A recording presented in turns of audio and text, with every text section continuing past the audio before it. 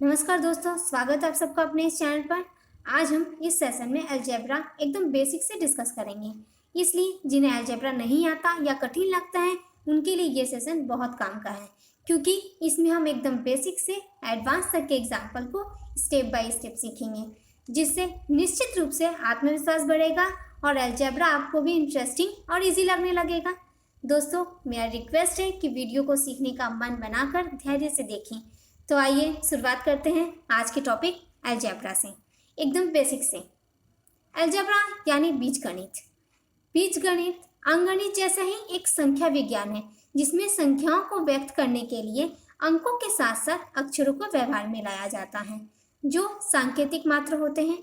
जैसे उदाहरण के तौर पर अंकगणित में जब 2 आम और 3 केला बराबर 5 फल लिखते हैं, तो वही बीजगणित में हम लिखेंगे x प्लस वाई, जहाँ x 2 आम का और y 3 केले का सांकेतिक अक्षर है। अंकों के साथ व्यवहार में लाए जाने वाले ये अक्षर मात्र सांकेतिक है, इसलिए इनका वैल्यू निश्चित नहीं है।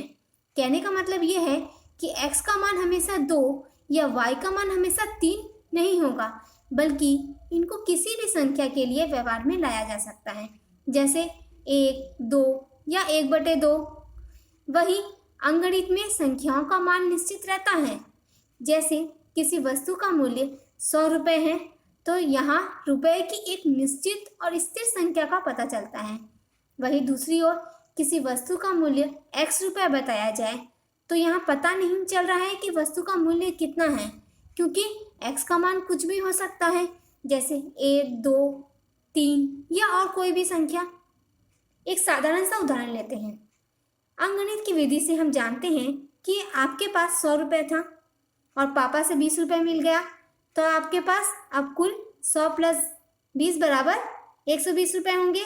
वही अगर ये कहा जाता कि पापा ने x रुपये दिए, तो आपके पास 100 प्लस x रुपये होंगे। दूसरा उदाहरण लेते हैं। आपके पास 100 रुपये थे, जिसमें से 20 रुपये आपने खर्च कर दिए, तो आपके पास अब कुल 100 माइनस 20 बराबर 80 रुपये होंगे। वही अगर ये कहा जाता कि आपने x रुपये खर्च कर दिए, तो आपके पास 100 माइनस x रुपये होंगे। दोस्तों, अंकगणित की तरह बीजगणित में भी हम इन 5 विशेष चिन्हों से काम लेते हैं, जिसमें सबसे ज़्यादा उलझन प्लस और माइनस के साइन को लेकर होती है, क्योंकि दो संख्याओं में जोड़ घटाव या गुना भाग तो कर लेते हैं, लेकिन चैलेंजिंग होता है रिजल्ट का प्लस या माइनस डिसाइड करना। इसे समझने के लिए इसे 2 भागों में बांट लेते हैं। पहले में जोड़ घटाव और दूसरे में गुना भाग। जोड़ घटाव की बात करें तो हम जोड़ करते हैं, उस समय संख्याओं का निशान समान रहता है, इसलिए जो संख्या का निशान होगा वही आंसर का भी होगा। जैसे 5x प्लस 2x को जोड़ने पर 7x होगा और निशान दोनों का प्लस है, इसलिए आंसर भी प्लस में होगा। दूसरा एग्जाम्पल, -5x माइनस 2x को जोड़ने पर 7x होगा और निशान दोनों का माइनस है, इसलिए आंसर भी माइनस में होगा। अतः जोड़ते समय ये बात क्लियर कर ले कि निशान नहीं बदलता। अब बात करते हैं घटाव की। तो घटाव करते समय निशान हमेशा बड़े वाले का होगा। जैसे -5x प्लस 2x को घटाने पर 3x होगा और निशान बड़े वाले का होगा।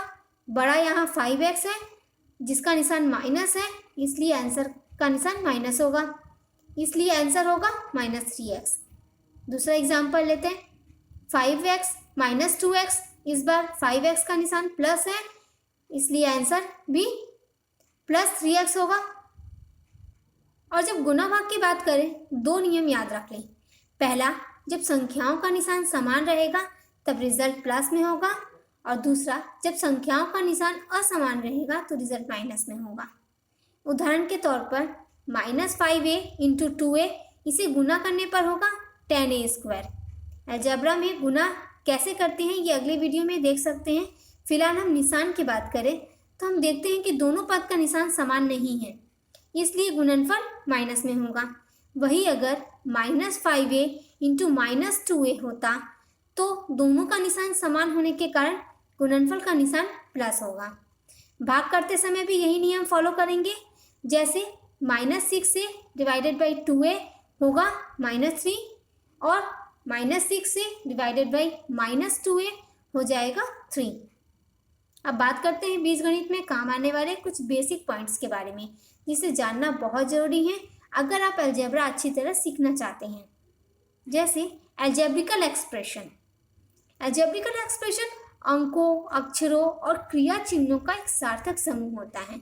उदाहरण के तौर पर -5a -3ac divided by c into 8b plus x plus yz, जिसमें अंक, अक्षर और क्रिया चिन्ह आपस में मिलकर एक सार्थक समूह बना रहे हैं। इसमें जो भाग प्लस और माइनस साइन द्वारा एक दूसरे से संबंधित है वो भागपद कहलाता है। जैसे पहला पद 5a 3ac से लेके 8b तक, दूसरा पद x तीसरा पद और yz चौथा पद है। शॉर्ट में कहे तो प्लस और माइनस एक्सप्रेशन को कई पदों में बांटते हैं। ये बिल्कुल सेंटेंस या वाक्य की बनावट के जैसा है। जैसे वाक्य कई शब्दों से मिलकर बना होता है, ठीक उसी तरह अलजेब्रिकल एक्सप्रेशन भी कई पदों से मिलकर बना होता है। वाक्य में खाली स्थान से शब्दों को अलग अलग किया जाता है, जबकि अलजेब्रिकल एक्सप्रेशन में प्लस और माइनस साइन से पदों को अलग अलग किया जाता है। कोएफिशिएंट, बेस और पावर। अलजेब्रा में ऐसे टर्म जो आप देखते हैं जिसमें अक्षर को बेस और बेस की पहले लगने वाले अंक को कोएफिशिएंट तथा बेस के ऊपर लगने वाले अंक को पावर कहते हैं। जब कभी बेस अकेला रहता है तो उस अवस्था में कोएफिशिएंट और पावर 1 माना जाता है। ये तो हुआ अलजेब्रा और उसमें काम आने वाले चिन्हों और टर्म्स का एक संक्षिप्त परिचय। मैं मिलूंगी अगले वीडियो में अलजेब्रा के जोड़ घटाव और गुणा भाग के बेसिक कॉन्सेप्ट के साथ। आप सब्सक्राइब कर लीजिए इस चैनल को ताकि आपको मिल सके आने वाले सभी वीडियो की जानकारी।